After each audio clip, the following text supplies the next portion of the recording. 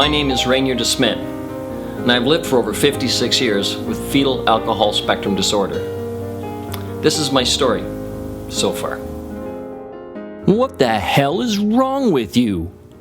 Why didn't you think about what you're doing? You are so weird. Don't be so stupid.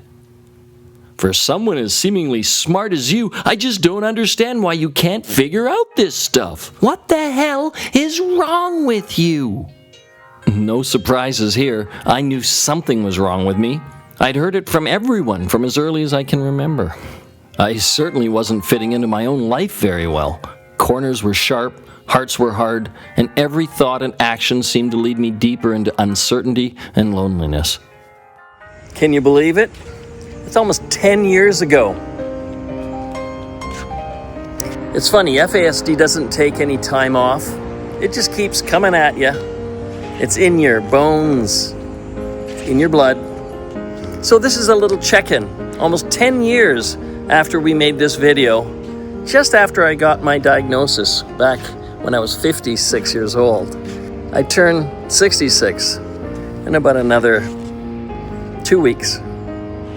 So let's just take a look at this video and I'll give you some updates as we go along. At a few points on this rocky and confusing journey, ceasing to exist seemed a very viable option to my tired and spinning brain.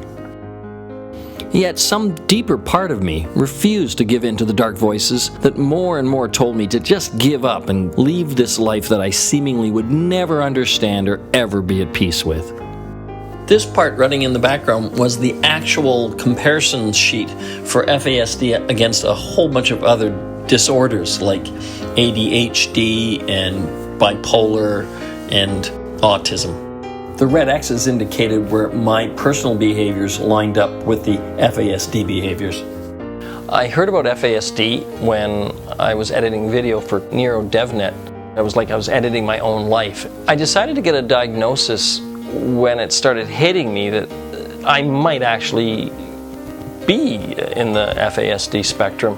It was like I realized this would answer a lot of questions about my behavior, why I was certain ways, why I would do certain things, and it just seemed, wow, this was like almost like a missing piece. It really did provide a missing piece.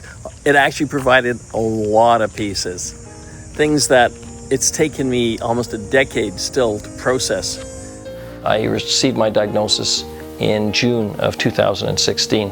The diagnosis allowed me to see how my brain got put together a bit differently, and like it gave me some freedom from trying to do and be things that I'm not and I can't be. Almost 10 years later, I'm still trying to sort out the things I can and can't do.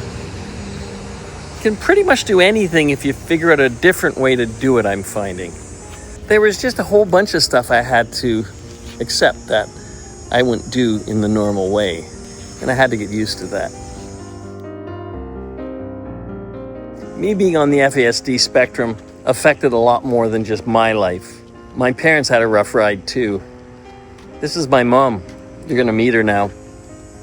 She's been gone now almost 6 years. But there's still stuff you can learn from her. In those days, so many years ago, you knew so little, and I was never one to have a drink at home. I never, unless we had company in, and then we'd have a drink. I might have, if I thought it was a party or something, I might have had say, rum and coke or something. Well, absolutely wish I'd known a lot more at the time.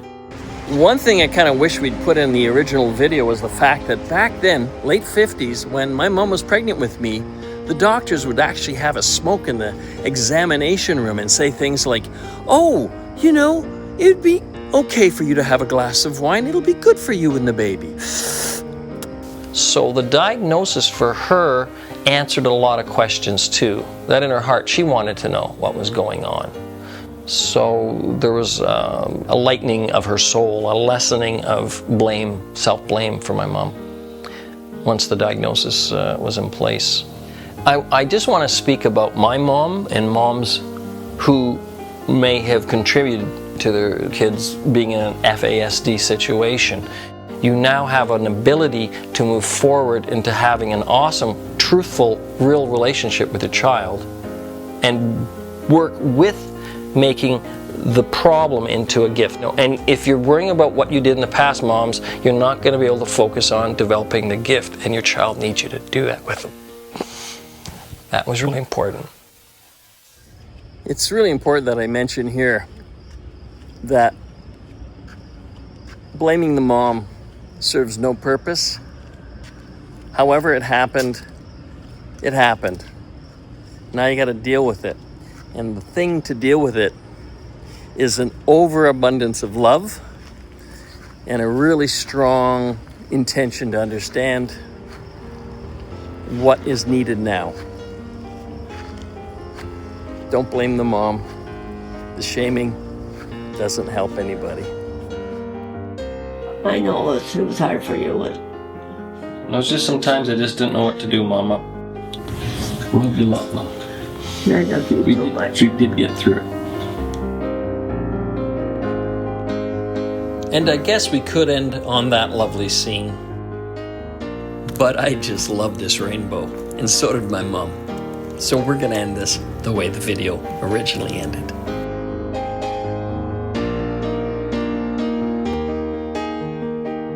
Thanks for joining me on this little trip down memory lane. Hope you enjoyed it. Be good to each other out there, people. It's important, now more than ever.